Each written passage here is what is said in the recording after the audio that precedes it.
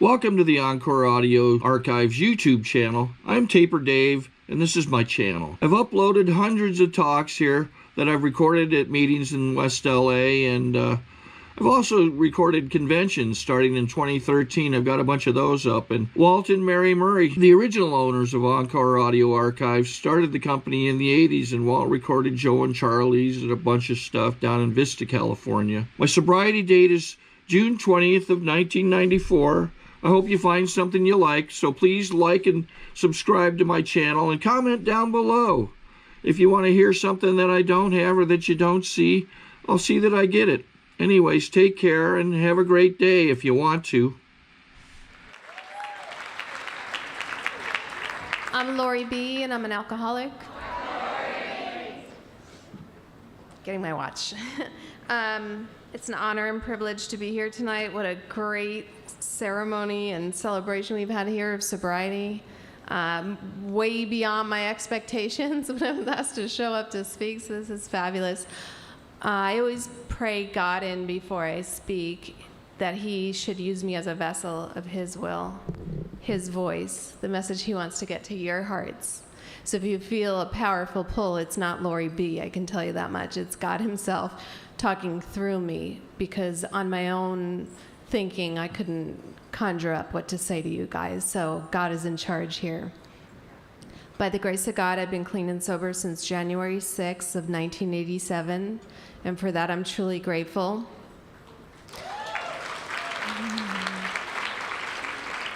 I'm going to tell you a little bit, or a lot of bit, about what it was like, what happened, and what it's like now, and in that I hope to transmit God from my heart to yours, because God is truly the reason I'm here.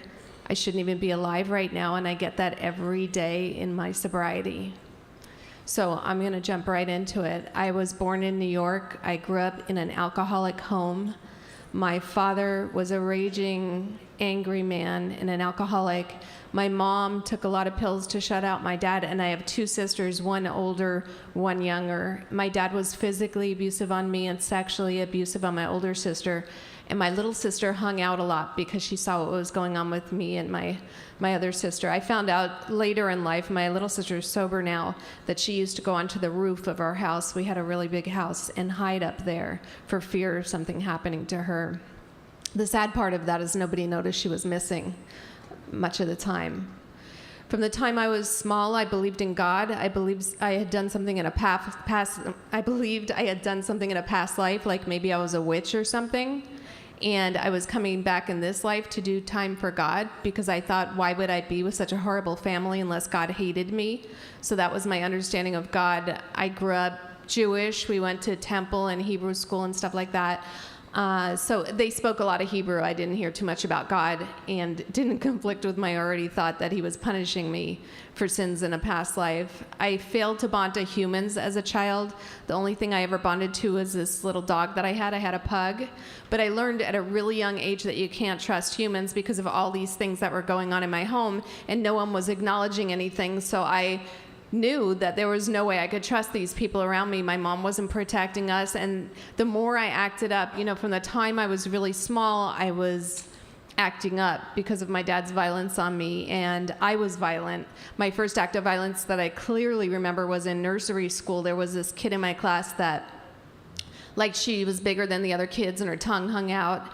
And I thought she looked stupid, and I thought, she looks so stupid, she needs to be hurt. And this was my thinking at age 5. And I got her to lay down next to a flight of stairs at the nursery school, and I told her we were going to go to sleep, and then I kicked her down a flight of stairs. And I don't remember feeling any guilt about it. And my life just went downhill from there. I was into any kind of power and control I could get. I was into danger. I loved anything that would bring a thrill about. I loved scary movies. We had this old rickety bridge by where I lived, and this big train would come barreling through, and I would sit on the bridge waiting for the train to come through so the bridge would shake. And I started hitchhiking at a young age. I started smoking at a young age. I was always in trouble. And if I was in elementary school and someone came to the door with a pink slip to the principal, it was always for me, and I knew it. I was right up. And I just loved trouble. Ooh, something just happened. Hello. I just love getting in trouble. I had no power and control at home, so all of my power and control came from getting in trouble. And, I should say we lived in a nice neighborhood. We had nice things. My dad was an airline pilot, which should make you feel safe if you're traveling, right? But I think they check now. Back in the 70s, maybe not so much. But we had nice things. We had cleaning ladies. We lived in a nice house, and it looked nice from the outside, but behind the closed doors, it was a living hell. And the more I acted up and got violent, the more my parents took me to see psychiatrists and psychologists, and once a year they would put wires on my head to see what's the matter with my brain, because it's easier to say something's wrong with Laurie than to admit something's going on in our home. I also never saw my dad and my sister together sexually, but my dad would come home from airline trips with presents for my sister, but not for my mom, and my sister was in a different part of the house. And being an abused kid, I was really aware of everything that went on in our home. So when I was like 13, right after my bat mitzvah, which is a ceremony for Jewish kids where they're supposedly becoming an adult, right after my bat mitzvah, my mom left us in New York with my dad, and she came out here to California to look for a place to go. And I guess she had enough of my dad's abuse, but she didn't have any money. My dad controlled all the money, so her best thinking was I could get away, I could build a life in California, and I'll send for my kids. So she left us, and frankly, I was just glad somebody got out. I wasn't angry that my mom left. I was glad that somebody made it out of this hell, and I was hoping she would come back, but I didn't know. And when she left, my dad's violence really started to escalate. I look a lot like my mom, and he started to drink at that point. Before this, I didn't realize that he was a drinker, but now his closet filled up with cases of Smirnoffs. And my dad had a gun. He used to carry a gun at all times, and he used to sleep with it under his pillow, even when he was with my mom. And he said, don't ever go by my closet. He threatened us, I'll kill you if you go by my closet. So me and my sisters were already scared of this guy, so we didn't go by his closet with the Smirnoffs in it. And now my dad was going on airline trips, and sometimes he'd leave someone with us, and sometimes he'd leave us kids alone. And he was going on airline trips. When he wouldn't leave someone with us, we'd just go out and do whatever we wanted. And my thing was to hitchhike to McDonald's with my friends and smoke cigarettes and eat French fries and maybe get in a fight, because it's New York. That's what you do. So my dad goes out on an airline trip one day. I figure he's not going to be back. I have my friend Jeanette spend the night, and we're getting ready in the morning to go to McDonald's to hitchhike over there. And we can't find the blow dryer underneath the counter. So we start looking for it throughout the house. Where could it be? I don't know if my sister took it or what, but we're just looking. And I'm in the bathroom alone when I hear the garage door open. And at this age of 13, I was like a skilled war veteran in regards to where my dad was in the house at all times. I knew my dad only comes through that door, and I was on high alert when I heard the door open because I wasn't expecting him home. And I heard him come up the stairs, through the hallway, go in his room, set his airline hat down, set his briefcase down, and then it was quiet. And I'm standing in the bathroom when all of a sudden the door busts open, and my dad has a blow dryer in his hand, and he starts beating me, and I'm stuck in between like the toilet and the wall, and the plaster's coming out of the wall because he's missing me a lot, and he's really angry. I realize later that maybe Jeanette went into his closet looking for the blow dryer and left the door open, but at that moment I had no idea why he was so angry. And Jeanette heard the noise and came running into the bathroom and got to the door and gasped, and he turned around and saw Jeanette, and she saw him, and it was like an equally resonant shock for two completely different reasons. She was like, oh my God, look what's happening to Laurie, because I was a pretty tough little kid, but now I'm cowering in the corner and my dad's beating me. And he was like, holy crap, someone's in the house, right? So she runs in the kitchen and calls her mom, gets on the phone and says, Laurie needs help. My dad goes back in his room and closes the door, probably panicked, thinking, what am I going to do now? Because nobody ever witnessed the abuse that went on in our home. So her parents come over and they get us, and they take us back to her house, and her mom's talking to me and saying, it's going to be okay. I heard what happened at your house, blah, blah, blah. And I'm scared to talk about anything. I've never talked about anything that goes on in our house. And a few minutes later, my dad calls up over there, and he's like, Laurie's been to see psychiatrists, psychologists. We've got her on meds right now, and she lies a lot. And all of that was true, but it had nothing to do with what just happened at the house. So her parents agree that he can come over and get me. And I think in those days, in the 70s, parents kind of stuck together more, and there wasn't so much about child abuse. So they said, you know what, he knows we know, so it'll probably be okay. And he comes over to get me, takes me back to the house, doesn't talk to me on the ride, and the conversation with my dad was not a normal thing for me, So we're driving back, and we get to my house, and we walk up the stairway to the front door, and he gets to the front door of the house and he holds the door open for me kind of politely. And my dad was not a polite guy, you know, so he holds the door open and I start to walk through the threshold and his fist hits me so hard in the back of the spine that I fly to the floor, and I realize, you know what, he's gonna kill me. He is really angry that these people found out. So I think I got enough nerve just from listening to her parents for a few minutes to get out, and I ran around the kitchen table and out the front door, and I hid in the bushes until he stopped looking for me. And then I hitchhiked over my friend Erin's house, and Erin was like a latchkey kid. Like, she had a mom, no dad, but her mom was never around. It was just her and her hippie brother smoking pot. So I thought, you know what, I could crash at Erin's house. And I got over there and I picked up the phone and I called my dad, fatal flaw, and I said, I'm at Erin's house and I'm not coming home, and I hung up. And I think, you know, at the age of 13, I was in the habit of calling when I was somewhere. I didn't really think this thing through, you know? So I'm at Erin's house, we're going to sleep, and in the middle of the night, the phone rings, and she hands it to me, and she said, it's for you. And it was my aunt. And she said, Laurie, we're at the house, the police are here, we know you have the gun, we're coming to get you. And of course, I knew my dad had a gun. I didn't have it. But for some reason they thought I did, and they were coming to get me. Now, my dad used to always do these crazy things because he was an alcoholic, and so I wasn't really that surprised about his gun story today, but I was surprised they're calling me in the middle of the night like it couldn't wait till morning. But as you can imagine, when I think back now, my dad had just been witnessed abusing me, so he probably couldn't sleep, and he was trying to conjure up something.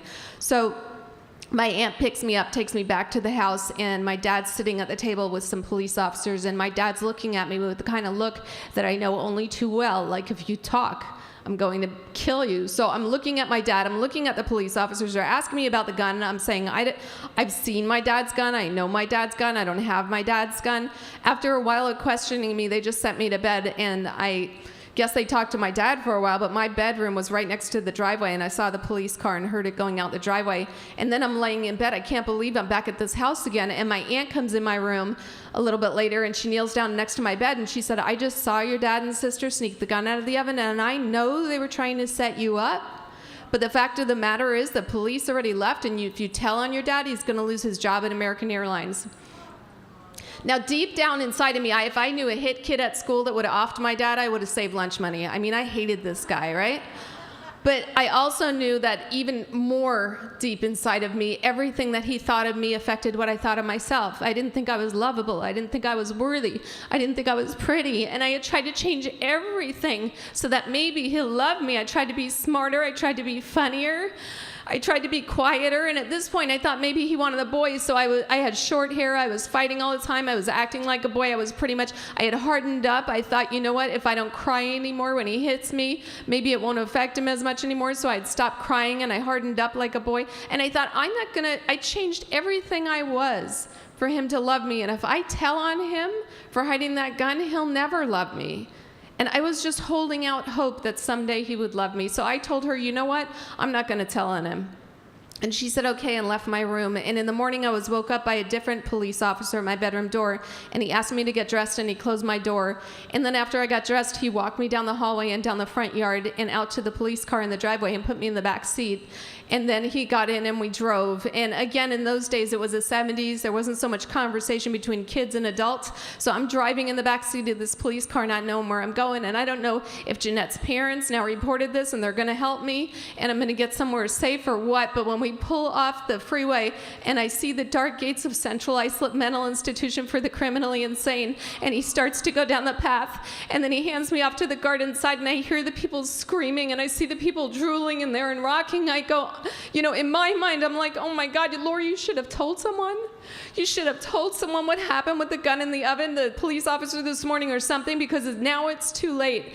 And I got into this place, and Central Islip, Pilgrim State, and Kings Park is what they wrote. One flew over the cuckoo's nest after. So it was a real crazy house. They had stopped doing lobotomies 7 years before I arrived there. And for me, it was the opposite of a spiritual awakening. It was a spiritual deadening that would rule my life for the next 10 years. Because before, I thought God hated me, but now I stopped talking to God. I thought, you know what, God? It is clear that you hate me if you exist. It was on that day when I walked into that mental institution as if a judge had slammed the gavel down on the wood and said, sentence the witch to hell. And you know, I had been suicidal since I was very small. I had been cutting my wrists, throwing myself down flights of stairs, banging my head on the wall, trying to off myself because I just never wanted to be here.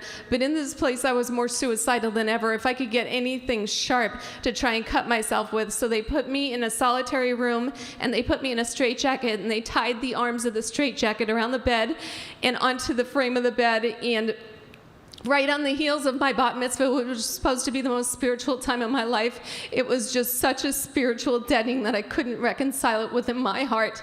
So I was in this place for a while, and my mom kept on calling back from California to see how we were doing, and I would never get on the phone, and she kept on asking to speak to me, and my dad and sister would say I was outside playing. And finally she realized my dad's so crazy, something must have happened. So she called some people in the area which we lived in. A doctor said a kid was admitted to Central Islip Mental Institution, and it might have been me. Of course it was, and she got me out, but she didn't have enough money to get me out here yet because she was just starting her life. So she had me transferred out of the mental institution to a group home in Stony Brook, New York, and that was where I met my people for the first time. People like you guys, except for they were a lot smaller and they weren't sober yet, you know? And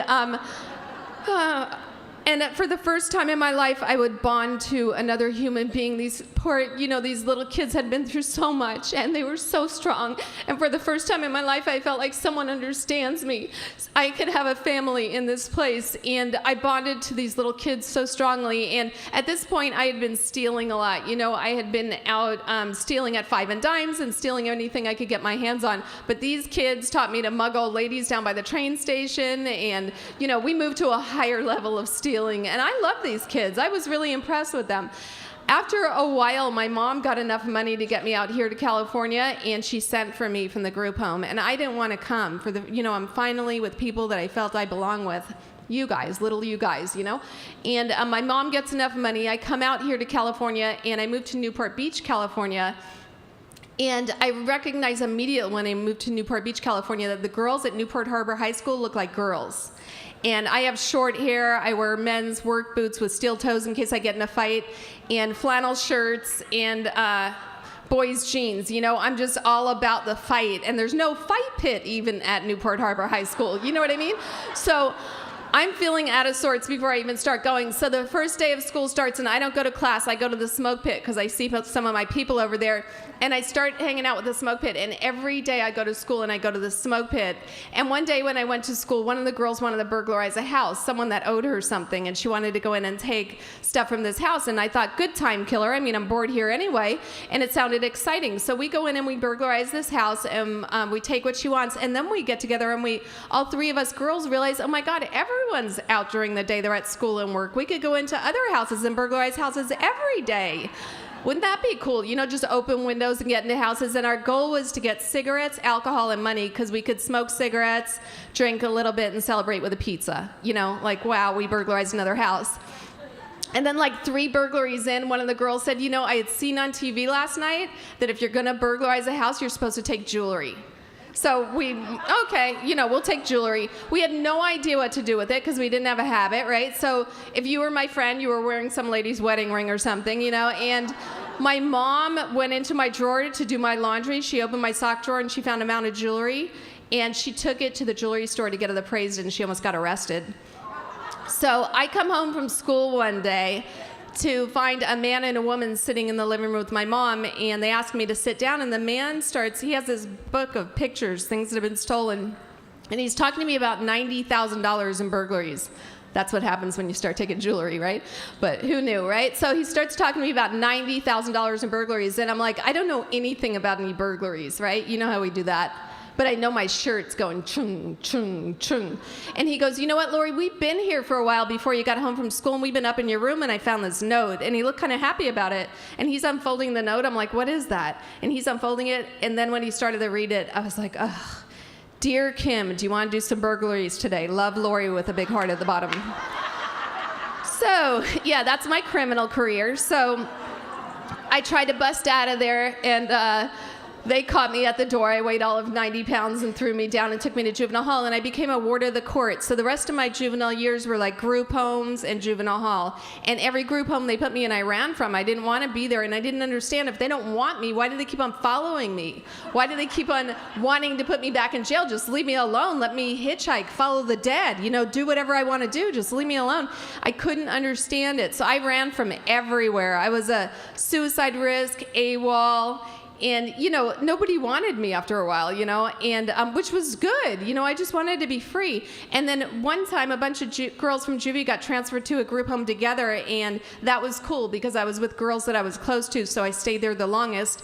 And when I was there, they put me in continuation school because I'd missed a lot of credits when I was doing burglaries, So I start going to continuation school. We all got separated to different schools, and I start going to continuation school, and I'm sitting in the continuation school parking lot smoking when this white car pulls in, Janis Joplin blasting, got my attention, smoke pouring out the back, bunch of bikers jump out of the car to let a girl out. And the girl's dressed down, she's got a flannel shirt on, she's beautiful.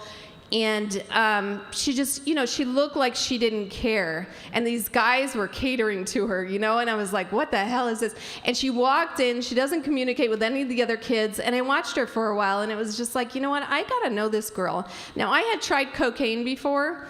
At this point in my life, I had tried alcohol, of course, weed, and cocaine. I didn't like cocaine. It just made me talk. I don't even know what I'm talking about. I'm talking so much.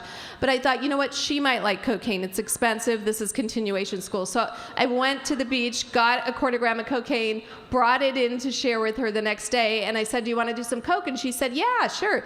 Meet me in the bathroom and bring a cup of water and a cigarette, but don't light your cigarette. I get in there, she pulls out a knife, everyone leaves the bathroom because I think they were scared of her knife, And she pulls me into the stall and she breaks out a needle and a spoon. She said, you want to shoot up? And I said, I thought about it for like 60 seconds, if that. If it kills me, fine. I've been trying to kill myself unsuccessfully for quite some time. And if it doesn't, I might like it. So we start shooting up coke and cannabinol on a regular basis, stealing everything. You always know when you hear a moan that somebody knows what cannabinol is, because most people don't know. It's like some kind of elephant tranquilizer. What kind of person would shoot it up? I don't know. But so we are like, now we know what to do with the jewelry. Let's just put it that way, So we're stealing everything we can to get our hands on so we can get more. And, it's funny when you get sober, you think about stuff. My whole family was Jews. Her whole family was white supremacists. But you know what? When you got drugs, who cares, right? Let that stuff go by the wayside. Who's got some more, So, and at the time, we used to pick up from this lady down at the beach, and she seemed old to me. She was like 30, but we were like 16. Now she seems really young. And I used to go to this old lady's house, and she was really cool. She was an ex-Playboy bunny. She still looked hot at 30. I couldn't believe that. She had a lot of boys hanging around over at her house, and she had coke. And she kind of took me under her wing.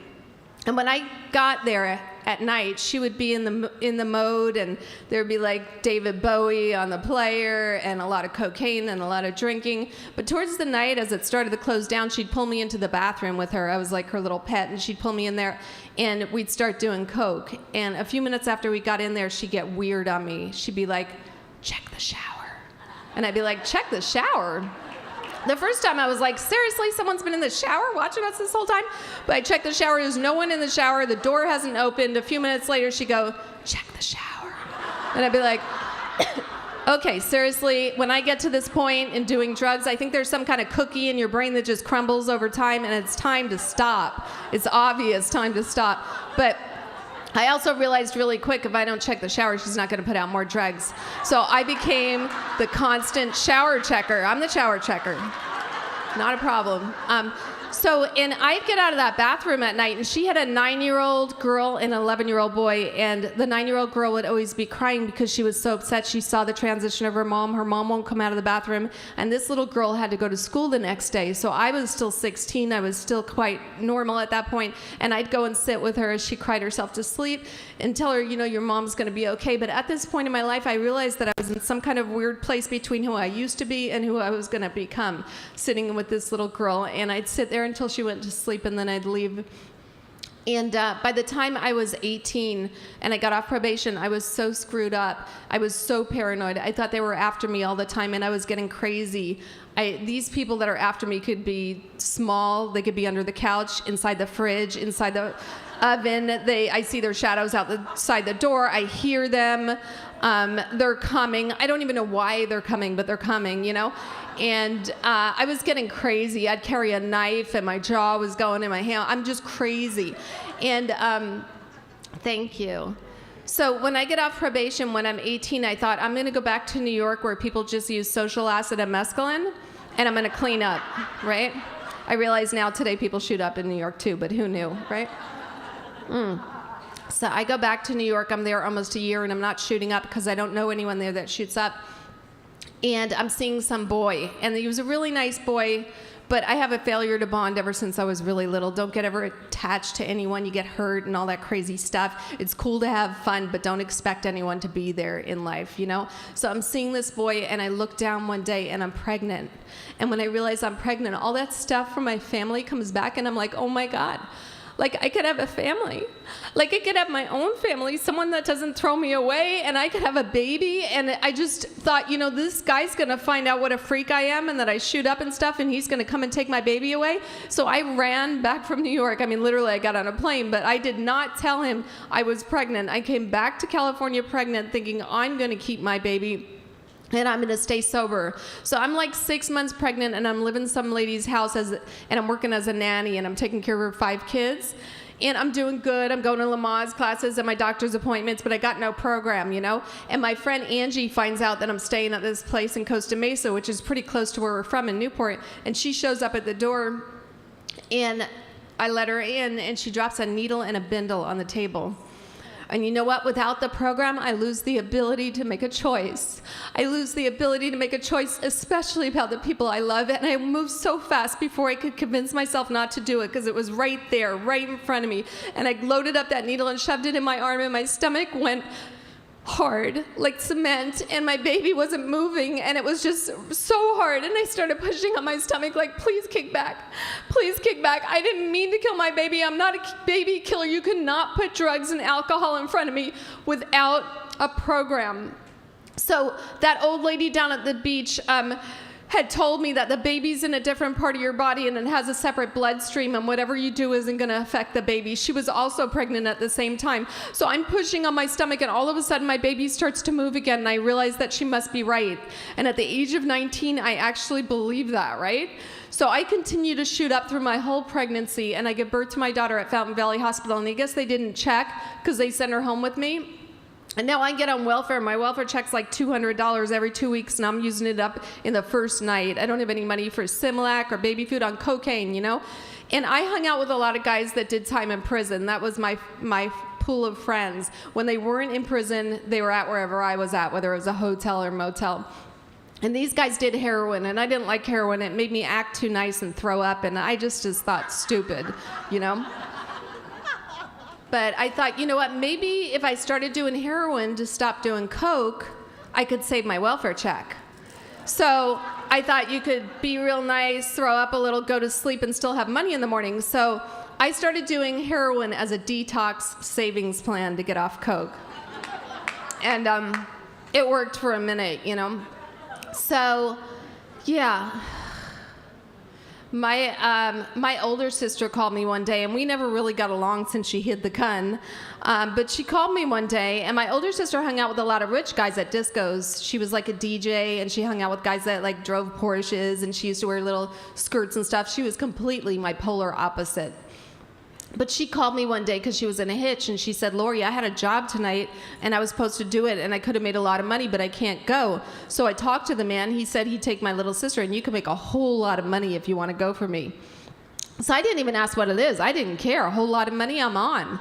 So she said, okay, I'm sending a taxi, and he'll take you to meet my friend, then my friend will tell you what to do. So this taxi comes. It takes me to a restaurant down in San Clemente where I meet the restaurant owner. He sends me to a golf course, gives me keys to a brand new Mercedes to get there, tells me to wait in this room. So I go in this room in this golf course type place, and these men come in one by one, and they're talking to me about prostitution and AIDS. They were doctors. And the first one said, tell Ollie we said thank you, but this really isn't our thing. We don't want to get a disease. And then the next two preached to me about to stop prostituting and that I could catch AIDS. And I wasn't a prostitute, but I got real quick what I should have been doing there, but nobody wanted to touch me. And each one that came through left money on the table. So then the last one said, just don't tell Ollie we didn't do anything, just tell him thank you. And he left. And I get up to leave, and there's $800 on the table there. And I'm like, shoot, for $800, I would have done something, It's like 2 months worth of welfare checks. So I get home, and the next day I open up the yellow pages, and I'm looking for prostitution. I can't find it. But I find something in call service or escort or something, And I call up there, and I tell the lady I want a job, and she interviews me, and that's that. I start working for a call service. I start going to men's houses when their wives aren't there and meeting them at hotels for money. And 3 weeks later, my detox heroin plan isn't working so well because I'm getting sick, and the call service isn't calling till night. Now, I had seen girls on the street when I go to pick up. I remember the first time I saw one, I was with my friend Brian, and we were going to pick up some heroin, and I see some girl hitchhiking towards the direction we're going, and then on the way back, she's hitchhiking the other way, and I said, Brian, this girl's really confused. She has no idea where she's going, and he said, Laurie, she's not going anywhere. She's working the streets, and I felt like an idiot, so I didn't say anything anymore, But on this particular day, when I'm getting sick, I thought, you know what, Laurie, you've been hitchhiking for a long time. You can get out there, you can hitchhike. If somebody offers you something, great. If they don't, you come home, no loss, right? So I walk out on the street, and that was the beginning of the end for me. My mom came and took my daughter away because that was a good thing. Because when I was on the street, she was in a motel room with some guy that just got out of prison, just waiting for me to come back with some dope, And it wasn't a safe place for a kid. And I remember the beginning of working on the streets when I thought it was powerful and I could make so much money, more money than even my parents made, And I remember having the gift of gab when I got in a bad situation. I could talk my way out, I remember seeing the movie Monster, and it was so heartfelt for me and so close to how I lived. I remember the times where I could talk my way out of a bad situation and get myself out by just twisting what I was going to talk about. And on the streets, we called it the twist. A man who appears one way and then twists while you're with him. And you can get out of the situation only if you could talk your way out, and you may die, And I remember when I had the gift of gab, but I also remember towards the end of working in the streets where it was like, you want to rape me? Go ahead, rape me. Go ahead. You know how many times I've been raped before? Go ahead.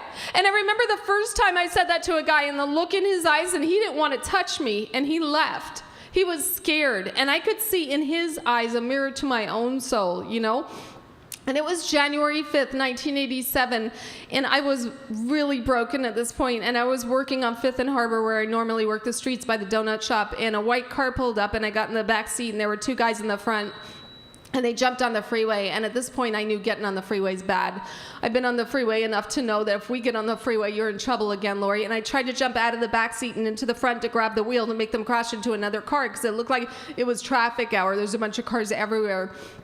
And the guy on the right side hit me in the head. He saw me coming, and I shrunk into the back seat, and I don't remember anything after that. And we ended up in a clearing in the woods somewhere, and I'll never know where I was, but they jump out of the front seat and into the back, and the driver has a gun. And through them talking, I got that a prostitute had killed one of their friends in the neighborhood, and this night they were going to take a prostitute off the street and kill them to make do for their friend, and I was that girl. And the guy on the passenger side changed his mind, but the driver still wanted to kill me. And after hours of being raped and sodomized in the backseat of that car and having that gun to my head and them screaming at each other, I realized, you know what, Laurie?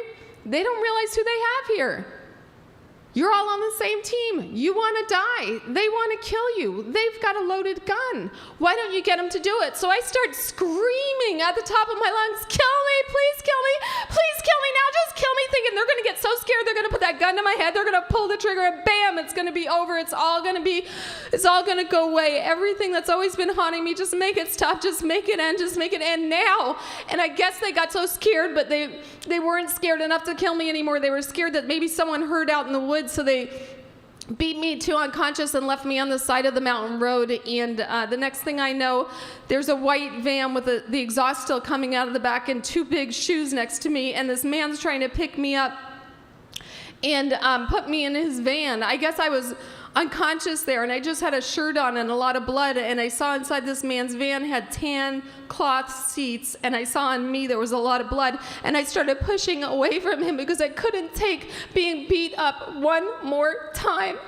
And he picked me up to his eyes, and he had tears in his eyes, and he said, please, let me help you. Please let me help you.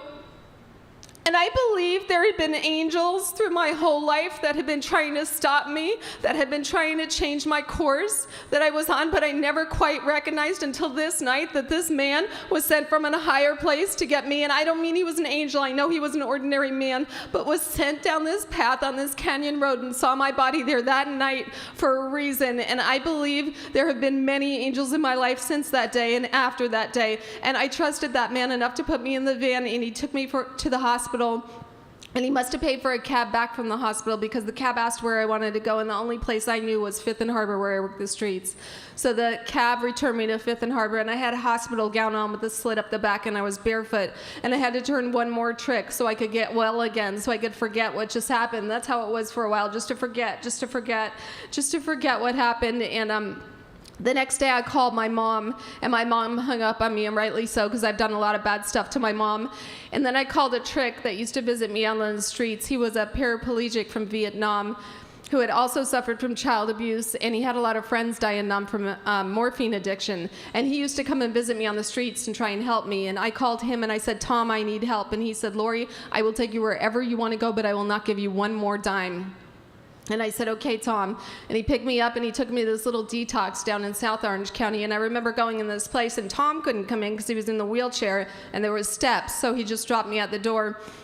And the man in the detox said, go in the room and rest, and we'll be back and we'll come get you for group in a while. And I remember going in this little room, and it was so pretty, and it had pretty little curtains and flowered bedspreads. And I remember looking at how pretty it was and not feeling worthy. You think I deserve a rest? Do you know what kind of mom I am? Do you know what kind of person I've been? I'm not a patient. I don't deserve a rest. Truthfully, at this point, I thought I deserved more punishment. And I did not feel worthy of sitting on that pretty little bed. So I collapsed on the floor, and for the first time in a long time, I was like in a praying-like position, and I started to talk to God. And I said, God, please help me. I don't know what that looks like. I don't even know what that means, but could you please help me right now? And then my head kicked in and it said, you know what, Laurie, God's not listening to you anymore. You know how many times you've lied to God? Every time you were in jail, every time you thought you'd never see your kid again, you made a deal with God. Like, if you get me out of this, I'll go to school, I'll hang out with different kids. God always comes through. You never come through. God's not listening to you anymore. I'm here to tell you that was January 6, 1987, the last time I ever used a drink, and there's nothing you could do to make God stop listening to you or God stop loving you. But it took me a long time to get that, you know? And I got out of that place and I went into a women's recovery home. I had to wait at the Tricks house for like 3 weeks for an opening. And then I went to a women's recovery home, and it was supposed to be a month long, and I ended up staying there a year because I was scared to go back to where I came from. And in this women's recovery home, I participated in a group where they were talking about stuff that happened to them. And I remember being in this group, watching other girls cry, thinking, what a bunch of wusses. Seriously, you're crying about something that happened 20 years ago? What's the matter with you people? I just thought, oh my God. But you know what? After a while, this group started to get to me, and one day I broke, and I told them about what happened with my dad with the gun. This is the first time in my life I would ever tell anybody, and my counselor looked concerned, to say the least. And she said, where does your dad fly now? And I said, he flies from LaGuardia to LAX. And she said, I want you to get on the phone with him, and I want you to tell him you have a disease and you need him to come here. And I got on the phone and I said, you know, I just followed direction. I have a disease. I need you to come here. I didn't think he'd come. He agrees to come, right? So now I'm sitting in this counseling room. My dad's there across from me. I'm sitting there with the counselor. And I got to tell you, this whole call your dad thing sounds cool maybe in a group with a bunch of chicks. But now sitting across from my dad, not so cool anymore, you know. I actually felt like I was still 7 years old, and I was looking at him. And I remember when I was little, I would try and block my emotions so that you couldn't get to me. And I tried to project myself outside of that room and just be stoned. But now being sober, I couldn't do it anymore. And I didn't want to talk. The counselor said, Laurie, what do you have to say? And I said, I don't have anything to say. I'm not going to talk about this. And she said, she just kept on talking and coaching me and saying, your dad came 3,000 miles. Please start to talk. And finally I broke. And I said, why did you hate me so much? What could I have done different? Please just tell me what I could have done different that would have made you love me. And he had his head down like he was embarrassed to be in this place talking in front of this stranger. And then he picked his head up and he looked at me and he said, if only you would have fed the dog, it would have been different. And for me, that brought back all the insanity of my childhood in a moment. And I was about to run out. I jumped up out of my seat and I was going to run out the front door. And my MO is like to hit a brick wall or something stupid, you know. And I go to run out of that house and I go to touch that doorknob. And God clearly spoke to me for the first time. And he said, you know what, Laurie? It's not about what he said. It's about what you said. And I stopped. And I say God clearly spoke to me. It wasn't like a man's voice or a lightning bolt. It was a thought that didn't originate here. Because I know these thoughts pretty well, you know? And it was like, oh my God, look what just happened. And I started to feel lighter, you know, and I started to care about myself. And I started to see that maybe my dad might have been the one that was wrong. Maybe I was worthy of love, you know? And I started to go to therapy. And after a while, I got ready to move out of that place. And they told me, Laurie, you got to get a job. You got to be honest on your job application.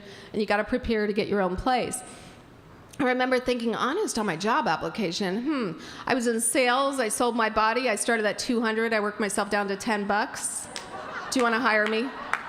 You know, this is not really going to work for me. So I lied on my job application. I didn't tell them, but I went out and I lied and I said I knew computer systems. I didn't. But they taught us how to interview. I had the handshake, the smile thing down, the powerful handshake. I could get a job really good. But on the first couple of computer systems, I couldn't even find the power button. So I got fired a lot, you know.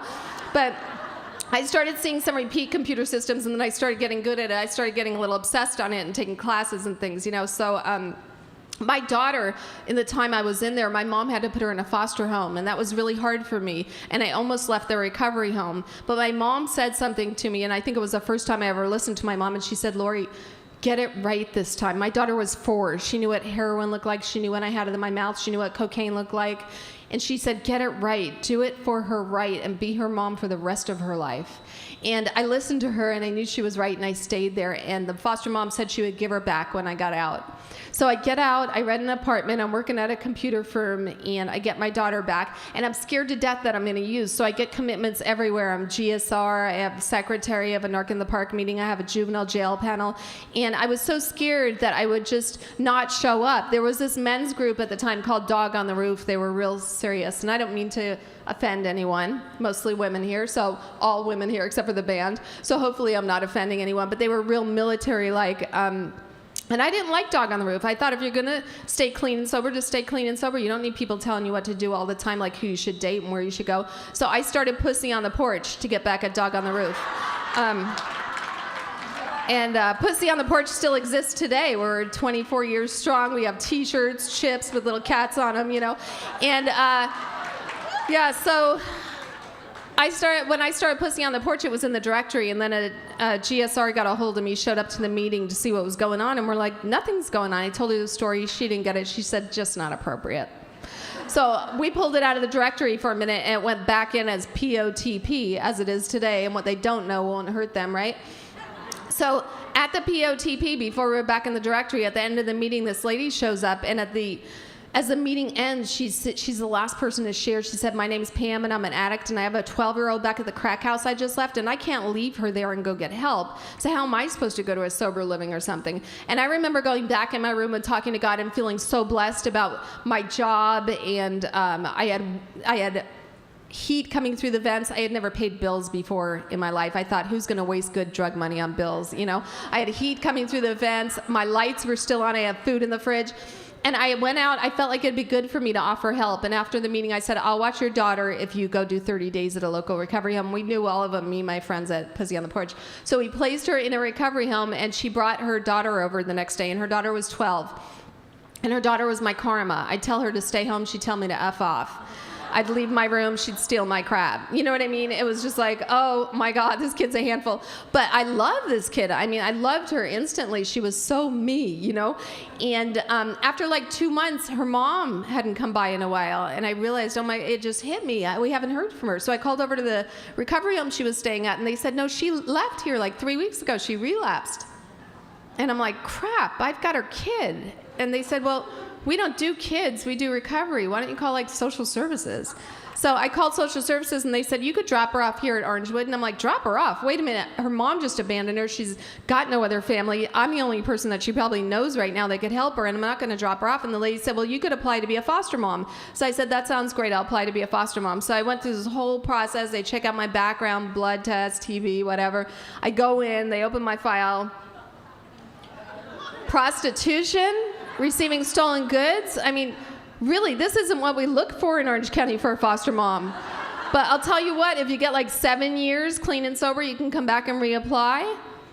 But for now, you need to go home and get that little girl and bring her back. And I was so traumatized because I'm a system kid and I didn't know how I was going to go home and explain to this girl that I have to drop her off at a building. And that when I got home, I called a bunch of people in the program and someone said you could apply for guardianship. And if you're in the process, they can't take her. And I did. He helped me to apply for guardianship and they didn't take her. And then I won, you know, and yeah. So... And Shannon and I had a tumultuous relationship because as she told me as she got older, you're trying to be the mom person, and I hate the mom person because she left me. So she was taking all of her anger on me. So we had a hard time. But by the time she was 18, she was working as a receptionist at the computer company I was working at, and we were starting to bond. And shortly after that, her mom died of a cocaine overdose and drowned in a bathtub, you know. And I think through dealing with her mom's addiction and her mom's death, she started to heal and recover, and she's in the program today. Yeah. So I guess it was a little while after that that I realized I may never be able to marry because I still have this failure to bond. And I told my little daughter, Summer, I said, she was like 12 at the time, I said, maybe 13, I said, why don't we save half my paycheck every month for a year and we'll get like, you know how you could have it auto deposited into your bank? Well, I had this crafty idea that I could take half my paycheck and auto deposit it into some bank that nobody's heard of that's so far away I can't get the money out through the ATM. And after like 10 months, and it wasn't open on the weekend, so I couldn't get to it then either. I had to trick myself. And after 10 months, I had $10,000 in this bank account. And me and my daughter go to look for a house, and we see this brand new home builder down in Orange County. And we walk in, and you know how you have to go through the office to get to model A, B, and C so they could trap you in there? So we walked through the office. They didn't pay any attention to us because I was so young. And I get to Model A, and it's like my dream house, but I'm so scared to tell my daughter because I've never done anything like this. I don't know about interest rates, real estate, anything like that, you know? So I'm so scared to tell her that I don't say anything when I see my dream house, but we come back and visit it every weekend to the point where the ladies in the new home builder got to know our names, and they were like, hey, Laurie, hey, Summer, you here to see your house again? They're like... You know, and we come back every weekend. And one weekend we came back and there was balloons outside. And the lady said, Laurie, if you buy your house today, it's $10,000 off. I know you're scared, but get home, get your taxes, come back. Let me show you how buying a house isn't any more than renting an apartment when you do it right. So I learned to take direction from you guys. I come back with my taxes, and by the end of the day, I'm signing paperwork for a brand new 3-bedroom house, and I'm scared to death. Yeah, and then my daughter and I are showing up every weekend because it's a new home builder. I didn't realize this either. There is no house yet. Now we're going to wait for it to be built. So we're watching the wood go in and where the windows are going to be. And I'm like, this is just so friggin' amazing that this is my life, that I did this alone with my daughter. I mean, who would have thought? And of course, God leading every step of the way. We move into this brand new 3-bedroom house, and one night, my older sister calls me. My older sister had a son that was 4, and she never dealt with her childhood abuse. And she called me up and she said, Laurie, I've been beating Danny so bad that I think I might kill him, and I've been hitting him in the head. And I need to bring him over to you, and you need to have him taken away from me.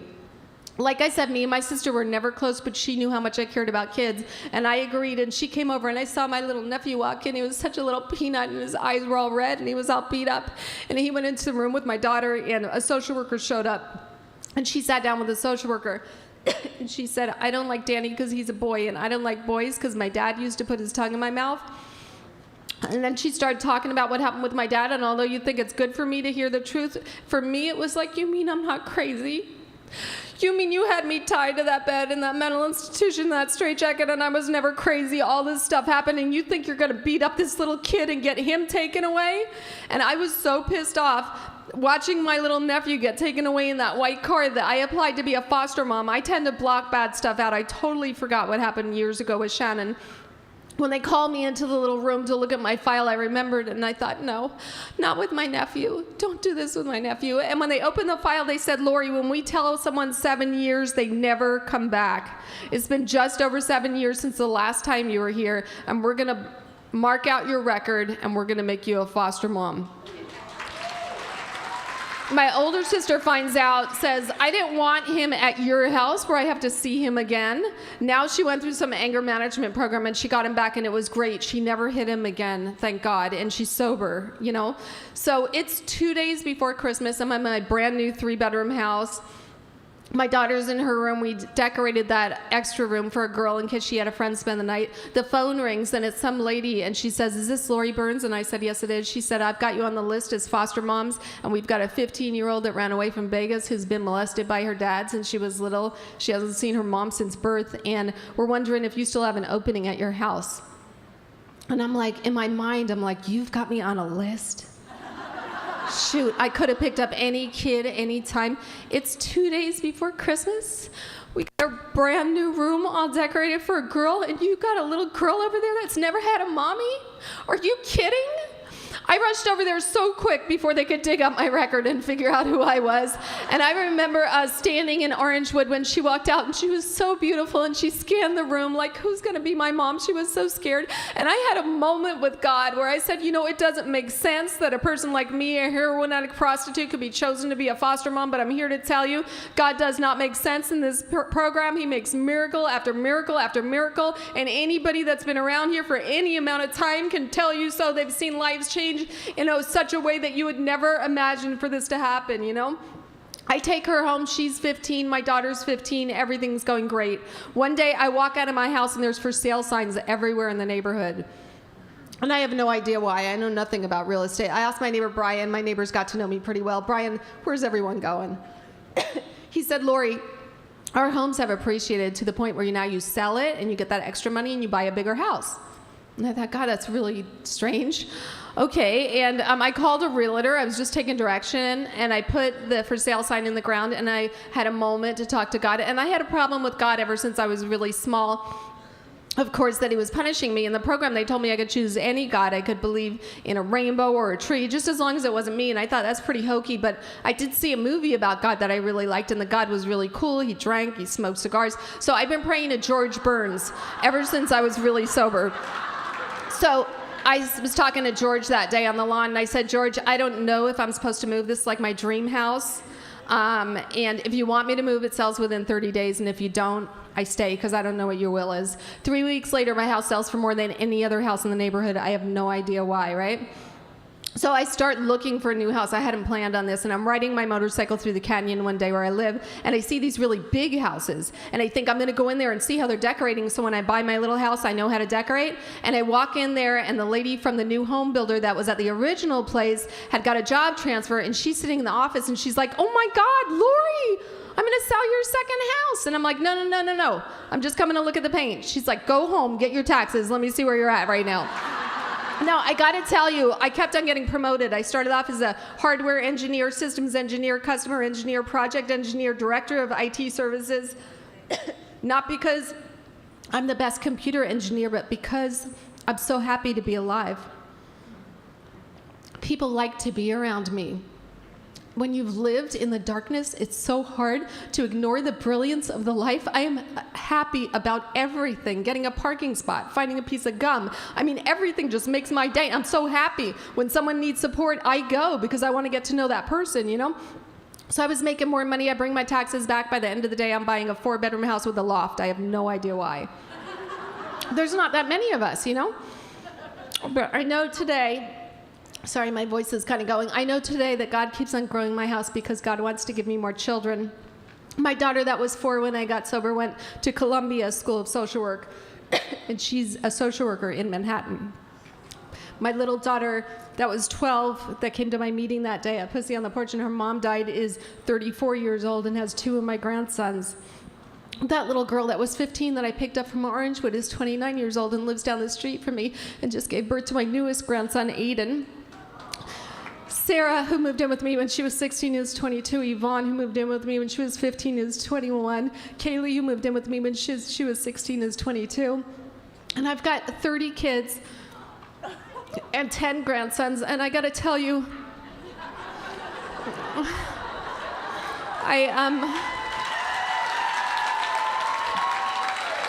I realize now that when I was a child and I thought God was punishing me for something that I did in a past life, He loved me so much that he blessed me for what I would be in this life, because it's in the times that I'm with a child and I get to help them that I am so absolutely grateful for every ounce of pain I went through in my entire life, because it's absolute gold when you could use it to heal someone else.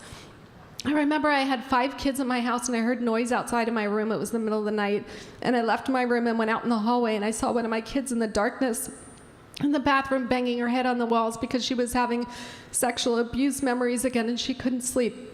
And I remember going in there in the darkness and kneeling next to her and being 12 again myself in the bathroom, hiding from my dad, and knowing innately what to do, not to touch the light, not to touch her, not to talk too loud. Being transformed back from when I was 12 back into that room with her. And then the other girls, I had 5 girls, 4 of them come out of the room, and they knelt down by us, and we all sat by her while she rocked back and forth with her head in her lap, just screaming. And finally, she took a deep breath and she reached out and hugged us.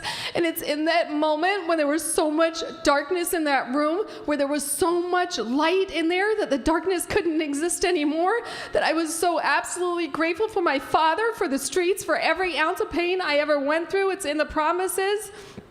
The past, you should not regret the past, because you will use it in your present. And I see that God orchestrated my whole path. And I am so absolutely grateful when I could take someone's hand that's in the darkness and pull them out.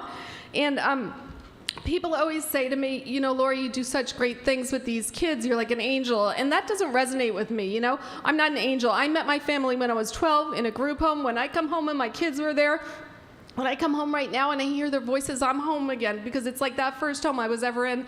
But I always thought that God saved my life on that canyon road for a reason. And it was much bigger than being a foster mom. My old sponsor used to think I was crazy. But I started waking up at 3 o'clock in the morning, like every night.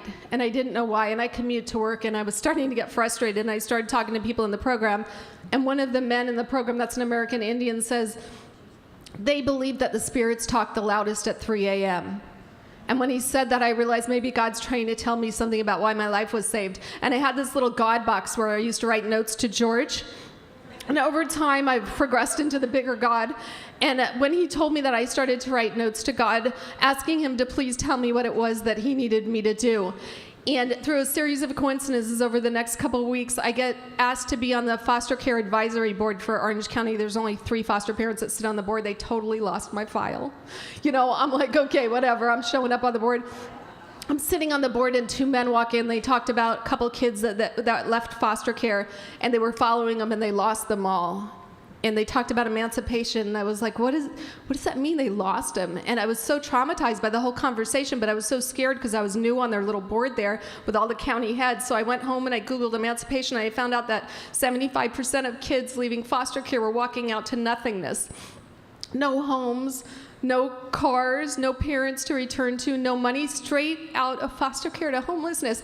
And I was so heartstruck. I couldn't believe this was happening in America. And I called my best friend and I told her to Google emancipation. It was actually 65% of kids leaving foster care. And we were both crying. And she said, what are we going to do? And I got to tell you, up to this point in my life in sobriety, I had met people that I call my angels and teachers that had taught me things that I never knew before.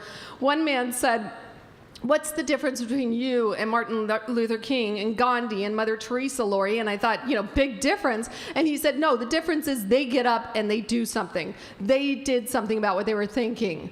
So if you get up and do something, you could be just as big in life as they are. And Martin Luther King talked in such a way that it transmitted to the hearts and the minds of the people so that they could see his vision in their mind and they followed it. And if you could talk in that way, they will follow. Another man told me that if you take a bunch of fleas and you put them in a jar and you put the cap on the jar, the fleas will jump and hit their heads a couple times on the cap, and then they'll learn to jump short. They'll jump like 3 inches instead of 4 inches so they don't hit their heads. And if you take them out of the jar, they'll always jump 3 inches. They'll never go back to 4 inches for fear of hitting their head. And he said, Laurie, you're living your life like you're still in the jar, and the cap is off, and you have the potential to do anything you want to do. And I have a whole series of people that had taught me stuff before this point. And so I took what these men said, and I walked out in such a way that I would talk into the world what was going on with these kids. So me and my friend started talking about it, and within a month we had $400 in small donations. And we cried on the way to the bank going in, and it's not because it was $400. It was because people were listening, people believed, people cared about the foster kids. And 10 months later, we had $180,000 in our bank account. And I looked at Linda and we said, what are we going to do? We also had a slew of people following us from the community. We bought this little 3-bedroom house, and a bunch of construction people came out, saw it, said this isn't good enough. They knocked it down, built it up as a 6-bedroom house. And we started bringing kids in, and we were all volunteers, just like the program. We were just putting in our extra time. Nobody would benefit for this, and the house would go into the name of the project, which we called the Teen Project, because we didn't know what else to call it. It was for teenagers, you know? And then we did that, and then we started the street outreach. A bunch of people said we need to hit the streets and bring the homeless kids stuff. And then, you know, somewhere in my life, someone said, you should write a book about what you're doing. I thought, are you crazy? I already talk about it all the time. I couldn't imagine writing a book in such a way that I have to relive it. But I decided, you know what, if it helps the kids that are out there, I'm gonna write a book. So 2 years ago, I finished my book, and the proceeds go to the homeless kids on the street. And today we have a drop-in center in Venice Beach. A man in the program, a beautiful man in the program, handed me keys to a beautiful drop-in center, and 10 designers came in and decorated it for free, and I could not believe it. And I decided that in some way God was going to use my use of technology with my foster momming. And what happened was a developer I was working with created a text home program where any kid in the nation could text the word shelter and their zip code to our short code, and it will return a shelter to their phone within 30 seconds. And still, you know, working full time while having 4 kids in my house, and people say, how do you do it? And I say, a couple shots of espresso and a BlackBerry, really, you know what I mean? And a desire to want to change this world. I believe my time is limited. I think all of our time is limited while you're here. And an old lady that I once met that was fairly psychic said to me, Laurie, 1 minute you're going to be a child swinging on a swing, and the next minute you're going to be an old lady. Do what you have to do while you're here. And I got that. I truly got that. I'm going to share one more thing, and then I'm going to shut up. It was a couple of years ago. I was speaking on the CA cruise, and you know your cell phone doesn't work on the cruise, right? And when the cruise line docked, I turned on my cell phone. It was jingling like crazy, and I had a message from a man at a hospital in Florida where my dad lives now. And he said, Laurie Burns, I need you to call me immediately. There's been an incident with your dad. Now, I was just finishing writing my book up for that day, and when I heard that it was my dad, something happened with my dad, it just, my whole, oh my God, I didn't want to pick up the phone and call it back. I just didn't know if I could handle it. Now, I got to tell you, through therapy, over the years, I decided maybe nobody ever loved my dad. Maybe that's why he was so angry. Maybe nobody in his whole life ever showed him love. Maybe he kept them back with his anger. And I decided, I had heard what Gandhi said about be the change you want to see in the world. And I decided I'm going to be the change I want to see, not only in the world, but in my family. I'm going to be the stand for truth, and I'm going to be the stand for love. And that means I'm going to talk about what happened, but while I'm talking about it, I'm going to love you up in a way you've never been loved before. And I'm going to forgive you, and I'm going to give you the grace that I found here in the program. And I started writing letters to my dad, telling him all the things I loved about him, instead of like the old way where I told him all the things I hated about him. And I wasn't expecting a response from him at all. But on this particular day, when this man left a message, I knew it had something to do with those letters I'd been writing to my dad. And I finally got up the nerve and I called it back, and he said, your dad was taken down by gunpoint on his front lawn. He loaded a gun for himself and one for his girlfriend. He said he did some really bad things and he deserved to die. And the police took him in, and then they took him here to us. And he's with us now, and he's in really bad shape. Do you want to talk to him? But I just want to warn you, he's in very bad shape. So I got on the phone with my dad, and he said, how dare you? How dare you love me after the things I've done to you? I don't deserve your love. I deserve to die. I don't deserve to be here. And he was crying like a baby. And I told him, Dad, I love you so much. Had it not been for the childhood I went through with you, I wouldn't be where I am now. And I lived the most blessed life you could possibly imagine. And that was many years ago. And you need to forgive yourself. And I talked to my dad for a while. And then the social worker got back on the phone and said, we can't release him because he's dangerous unless we're allowed to send him to you and release him to you in California. Now here is the man that put me in the mental institution when I was a kid, and now he's in the mental institution, and they're asking me to take him out. And although I'm Jewish, I perused through your book, the Bible, a couple of times just to see what you guys have on the other side. And I remember a story about a kid named Joseph that was sold into slavery, and then he becomes the king, and he has to decide whether to get his father and brother out of slavery. And here I am at this moment to choose whether he deserved justice or grace. And of course I decided he deserved grace. And I picked up my dad, and he was crying like a baby. And what I found out was that my dad was a foster child. And my whole life at that moment came full circle, and the whole pattern of abuse had changed. And when they printed my story on Oprah.com last year, my dad saw it and forwarded it to all of his friends without reading it and without realizing it was my life story with him hiding the gun and everything. And he called me angry. And he said, how could you print that online that I was abusive? And I had that same talk again. And I said, Dad, I am a stand for truth, and I'm a stand for love, and I love you more than anybody else you know, but I am going to be a stand for all those other kids that have been abused, all those other foster kids that are coming forward, that my life will make a difference in their life. And if you want to join me in that, great. And if you don't, I will still love you, and you don't have to, and you can hate me. And he sent me an email the next day that I had decorate my house for Christmas and Hanukkah because I have kids that are both, and he sent me an email that said, your Christmas lights look nice. And that's my dad's way of saying, it's going to be okay. And you know what? I am so grateful for my life. If you're new here and you feel like you don't know what's coming, you don't know what's out there for you, just hang on to your seat. If I could transmit everything I had to you right now and hand it to you, you would never leave. And if you're here and you don't believe in God, know He believes in you or you wouldn't be here. Thanks for letting me share.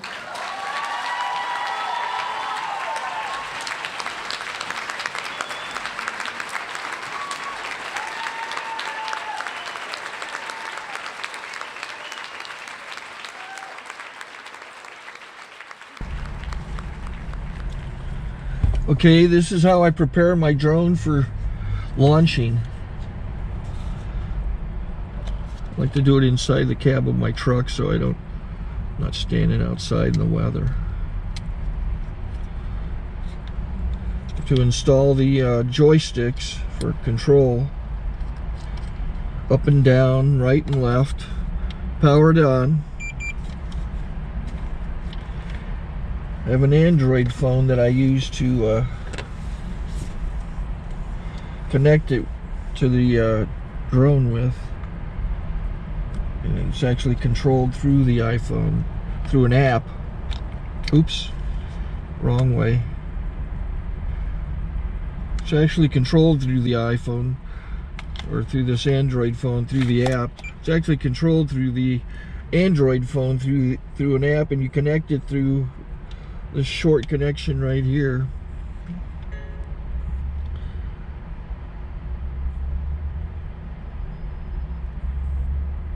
Remote control connected.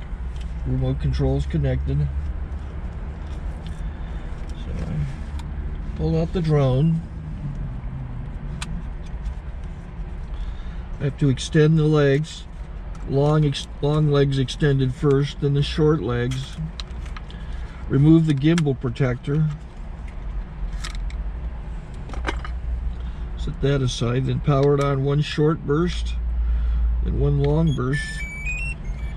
I lay it down. So I have to go to calibrate. So the drone's not connected yet. It shows you here as this drone gets disconnected, even though the remote's powered on. So the drone has to establish it's connected. So I go into the app to calibration mode. First I'll calibrate the remote controller. Start calibration. Out, in, oop, out, in, up, down, and then this little wheel is to control the gimbal. So it's calibrated. Go to gimbal calibration, start calibration, and then it calibrates the gimbal. I don't know if that shows up. The gimbal's moving all over the place. Changes, you can see it on the video. And I'm calibrated to take off. It's acquired 7 satellites at the moment. There are 26 satellites up in the sky, which it has to acquire before you can take off. So it's connected. It's got enough satellites. This is white. I can go to press this little arrow button, swipe right to take off, and it would start the motors if I slid this to the right, but I'll wait till I get outside. Don't want to do it inside.